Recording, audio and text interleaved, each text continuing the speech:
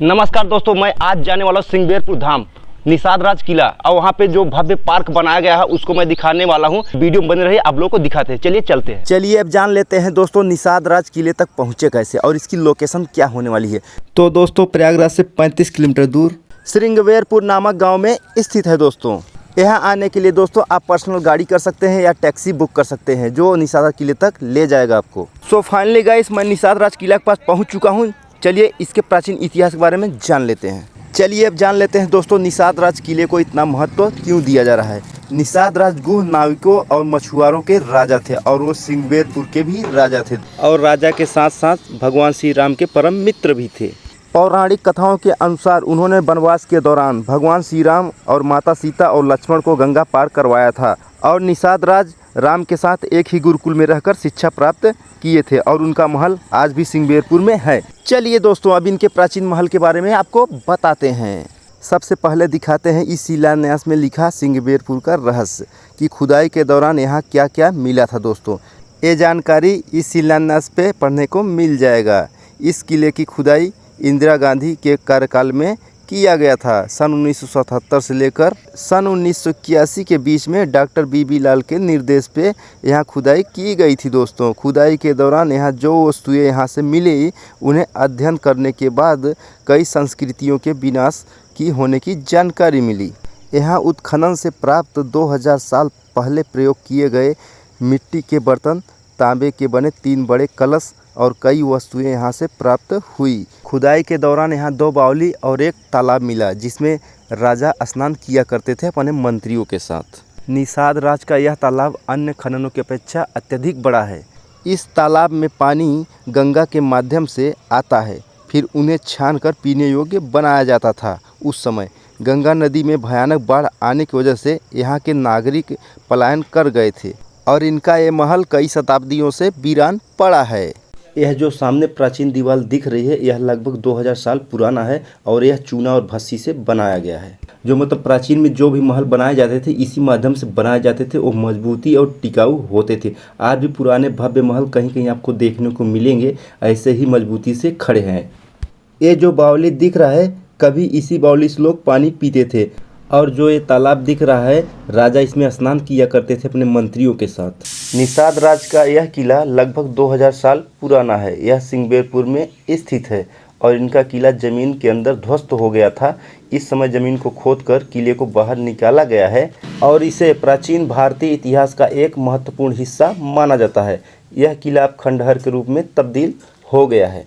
इसके उपरांत इस किले की गरिमा को बनाए रखने के लिए एक भव्य महल का निर्माण करा दिया गया है जो किले से करीब 500 मीटर की दूरी पर विराजमान है, जो आज इसे निषाद राज पार्क के नाम से जाना जाता है। तो वीडियो में बने रहिए, वहां चलकर दिखाते हैं आप लोगों को। अब मैं निषाद राज किले से निकलकर अब निषाद राज पार्क पहुंच चुका हूं। गाइस मैं पार्क के अंदर आ चुका हूं। यहाँ पे बहुत अद्भुत अदृश्य नज़ारा है। चलिए आप लोग दिखाते हैं। पार्क इतना अद्भुत अदृश्य सुंदर बनाया गया है। आप लोग देख रहे हैं चारों तरफ हरियाली दिख रही है आप लोगों को। इतना सुंदर यहाँ पे दोस्तों पार्क बनाया गया है। अगर आप लोग आएंगे यहाँ पे तो जाने का मन नहीं करेगा।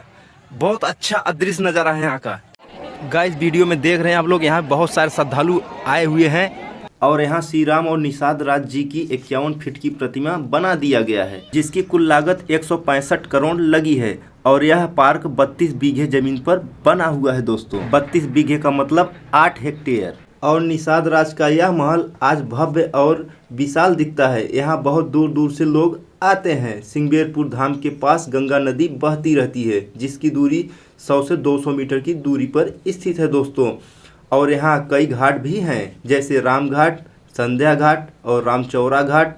यहाँ और कई घाट भी बनाए गए हैं और इन घाटों की दूरी 100 से 200 मीटर की दूरी पर स्थित है। दोस्तों और आदिवासी समाज के लोग आज भी इनकी पूजा करते हैं। मान्यता यह है कि निषाद राज अपने पूर्व जन्म में कभी कछुआ हुआ करते थे। भगवान श्री राम ने निषाद राज को वचन दिया था कि वे वनवास से वापस लौटते समय भी उनसे मिलेंगे। सिंगबेरपुर धाम के पास रामचौरा घाट हुआ करता था जो राम के वनवास का पहला पड़ाव माना जाता है। यहीं भगवान श्री राम और निषाद राज से गंगा पार कराने की मांग की थी और निषाद राज ने वैसा ही किया। और इस पार्क के अंदर रामायण से जुड़े इतिहासों को दिखाया गया है और ये दृश्य उस समय का है जब श्री राम नाव से गंगा पार कर रहे थे। और वीडियो में आप लोग देख रहे हैं आदिकाल के बंदर का दृश्य दिखाया गया है, कितना ही अच्छा लग रहा है। और यहाँ पे हिरन भी दिख रहे हैं, कितने प्यारे प्यारे से हिरन बनाए हैं। इस पार्क की बात करें तो बहुत ही बेहद खूबसूरत है। ये देखिए सबरी का आश्रम है जहाँ श्री राम और सीता सहित यहाँ पे बैठे हैं और माता सबरी का यह कुटिया मन को लुभा रहा है। दोस्तों कितना ही प्यारा है, बहुत ही अदृश्य नज़ारा है यहाँ का। और यहाँ दूर दूर से श्रद्धालु आते हैं क्योंकि यह रामायण से जुड़ा हुआ इतिहास है, इसलिए यहाँ पे श्रद्धालु आते हैं अपनी भक्ति भावना से और यहाँ का आनंद और लुत्फ़ उठाते हैं और रहस्यमय नज़ारे का आनंद लेते हैं।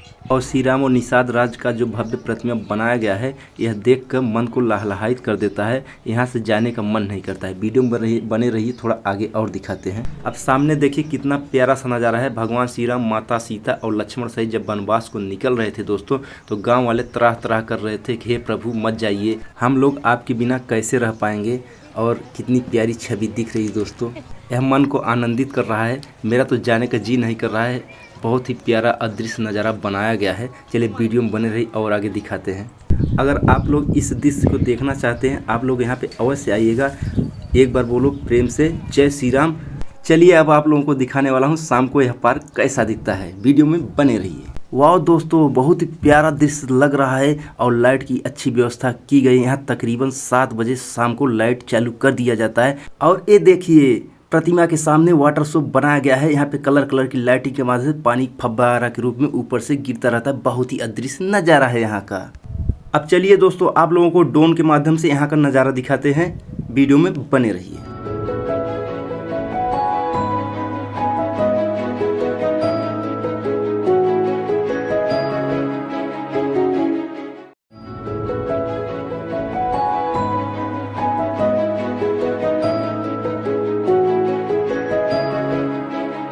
अगर ये वीडियो आप लोगों को हेल्पफुल लगी हो तो चैनल को एक लाइक और सब्सक्राइब कर लीजिएगा। ऐसे ही प्राचीन ऐतिहासिक धरोहरों को जानने और देखने के लिए हमसे जुड़े रहिए। मिलते हैं नेक्स्ट वीडियो में, बाय बाय।